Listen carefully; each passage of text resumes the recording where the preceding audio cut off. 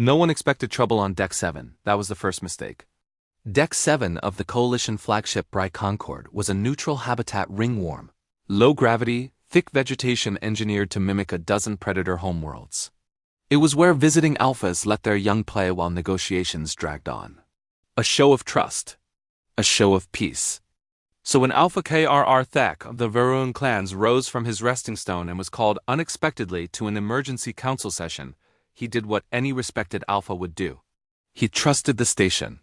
"I will return shortly," he rumbled, 6 eyes blinking in slow reassurance as his 4 cubs wrestled near the artificial stream.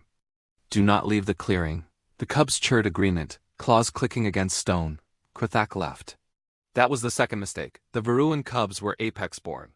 Even as juveniles, their scales were already thick, their mandibles sharp enough to crack bone, and their instincts aggressive.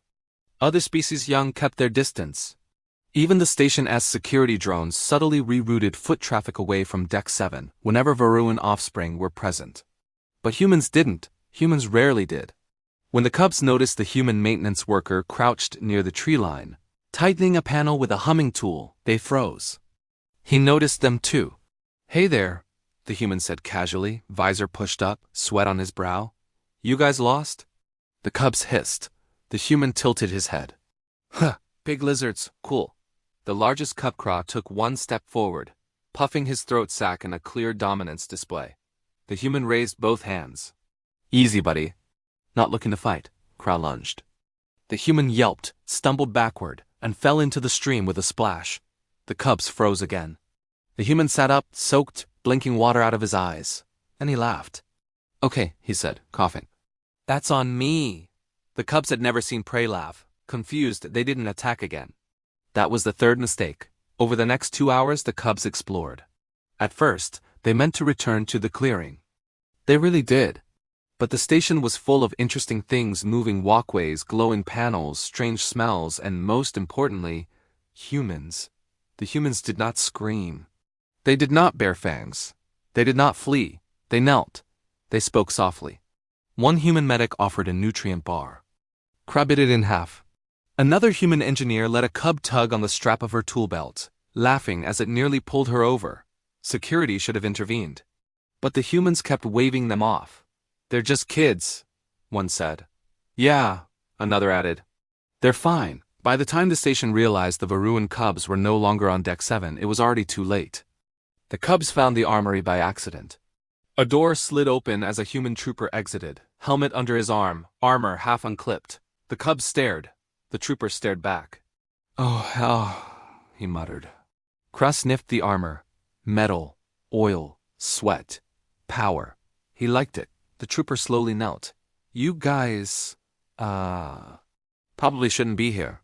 One cub pawed at the helmet. Another headbutted a crate, knocking it open.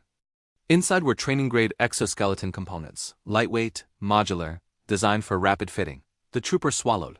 "Okay," he said carefully. "Hear me out." He should not have heard himself out. When Alpha Krr'thak returned, alarms were sounding. "Unidentified hostile unit moving through Deck 5, a voice announced. "Repeat." Krr'thak's blood ran cold. "My cubs," he snarled, shoving past startled diplomats. "Where are my cubs?" No one answered him fast enough. Then the doors to the main corridor opened, and the station went silent. 4 figures marched forward in perfect, stomping unison. They were larger than before, broader, encased in human combat armor, jury-rigged and oversized, straps stretched to accommodate scales and tails. Human helmets sat awkwardly atop Varuun heads, visors glowing. Each cub carried a weapon training rifles modified for clawed hands, powered down but very real. Their steps shook the deck. Krr'thak led them, chest puffed out, armor scratched and dented like a badge of honor. Behind them walked a line of very nervous humans. The trooper said weakly. "They wouldn't take it off." Krr'thak stared. The cubs stopped. Krr'thak raised his weapon, not aiming, just mimicking what he'd seen the humans do, and thumped his tail against the deck in triumph. "Alpha," Krr'thak chirred proudly. "We have gear." For 3 long seconds, the galaxy waited to see if war would begin. Then Krr'thak threw back his head and laughed. A deep, booming, predator's laugh that echoed down the corridor. "My cubs," he rumbled, stepping forward. You were unattended for 2 hours. Krr'thak straightened even more. We defended territory. You invaded a human armory. Krr'thak flicked his tongue.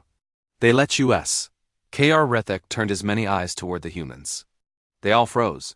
Slowly the Alpha bowed his massive head. You did not harm them, he said.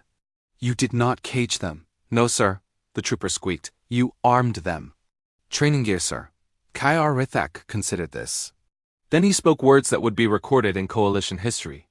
Humans, he declared, are either the bravest species in this galaxy, or the most insane.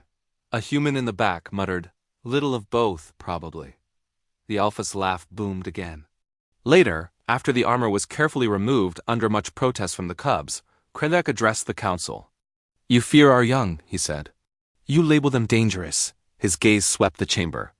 Today you left them alone among humans. The council shifted uneasily. And they returned, Krr'thak continued, pride heavy in his voice. Marching in human gear, the humans sat very straight. You did not teach them fear, he said. You taught them confidence, structure, discipline. Krr'thak placed a clawed hand over his chest. For that, he rumbled, the Varuun clans owe humanity a debt.